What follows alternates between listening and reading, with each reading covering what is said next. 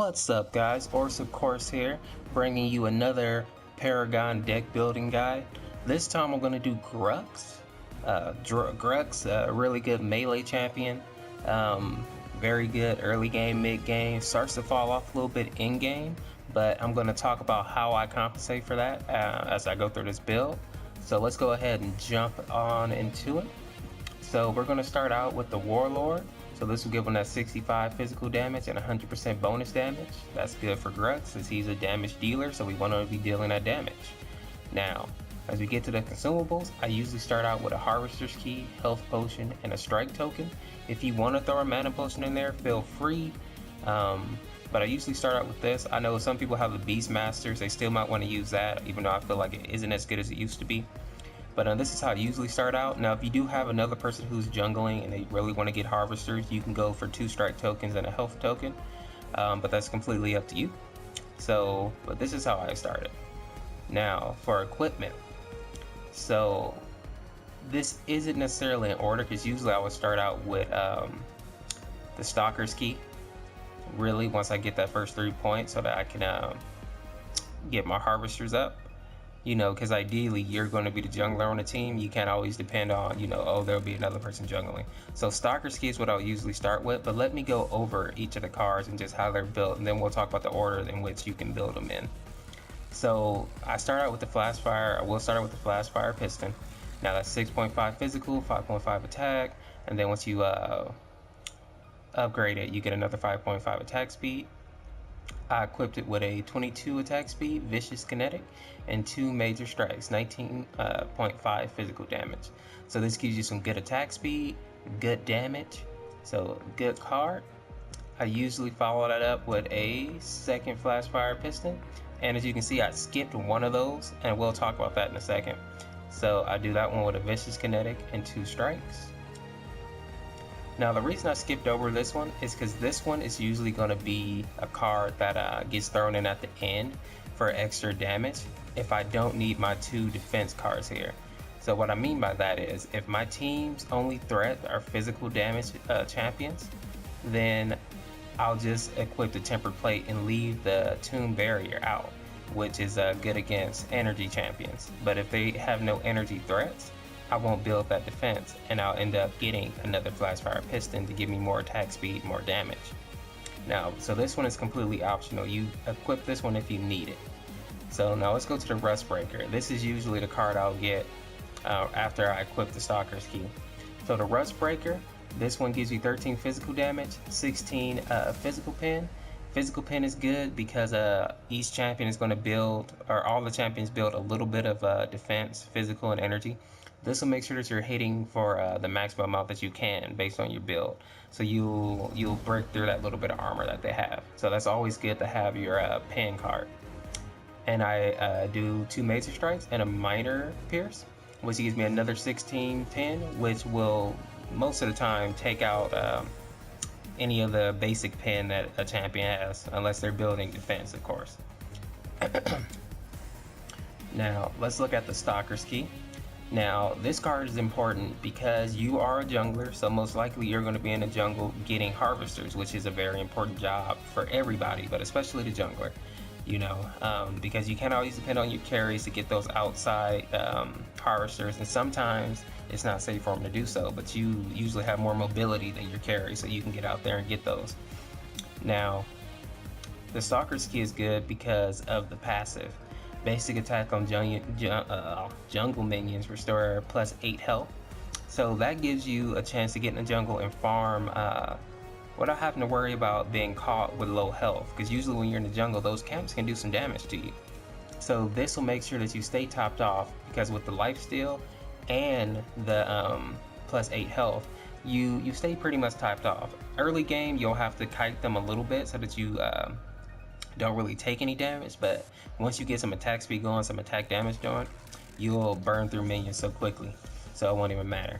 So we do not equip these bonuses when we first equip the Stalker's Key. I actually don't upgrade Stalker's Key until close to the end, like after I have 4 cards already built out.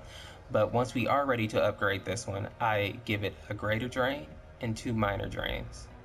But I don't build this card out until I have about 4 cards going already, until I get my attack up, because lifesteal isn't really as beneficial if you are not hitting fairly hard.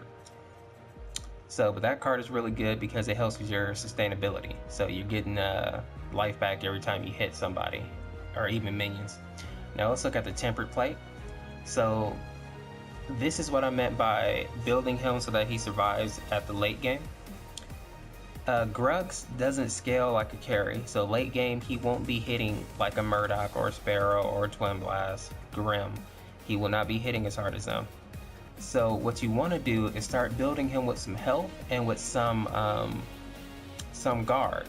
Now, if you do have physical carries who are really damaging your team, or physical heroes who are a threat, you want the tempered plate, which gives you 22 physical armor, 100 health, and then another 44 physical armor. That'll give you a good solid physical defense. I also add another physical armor and then 2 health. So that right there gives you an extra 500 health. Now if the enemy that's giving you trouble is energy, then you want to build the tomb barrier, which is exactly the same, just, well, it's the opposite of the tempered plate, sorry. So this one gives you 22 energy armor, 100 health, and then 200 health right there, and the barrier which gives you an extra 44 armor. This will give you some good armor against their attacks, and you don't want to go overboard on the armor. You just want to make it so that you're not squishy. You don't want to go glass cannon. So with whichever one of these you choose, and you might have to use both, that's fine, but if you only have to use one, go ahead and use your last flash fire piston to get the extra attack and attack speed. And once you get, I usually say these 3 cards built, so flash fire piston, rust breaker, then you can go ahead and upgrade your life steals before you even get your defense rolling. So once you have flash fire, rust breaker, then you can worry about upgrading your stalker ski all the way. Grux, he has his chop, which is his basic melee. You don't have to worry about upgrading this one. It upgrades as you level, like all the rest of them. So double pain. Now this is a really good move. I say this is probably the one that you'll be upgrading when you're not upgrading your ultimate. But this one is a melee cleave attack dealing 65 physical damage and applying bleed to all enemies. Bleed drains 1% of a target's health over 5 seconds. Now, as you level up, this will start doing more and more damage. It actually hits fairly hard. And plus that bleed is also good too, just for that extra damage, and it applies to everybody. So this one, it will take a good bit out of the enemy hero. I mean, it really hits hard. So I say this is usually your priority. Your smash and grab though is also really good. So this one is a cone, an AoE that pulls enemy into a grab. So that's that can be minions or actual heroes. So the enemies will be stunned too for the duration of the pull.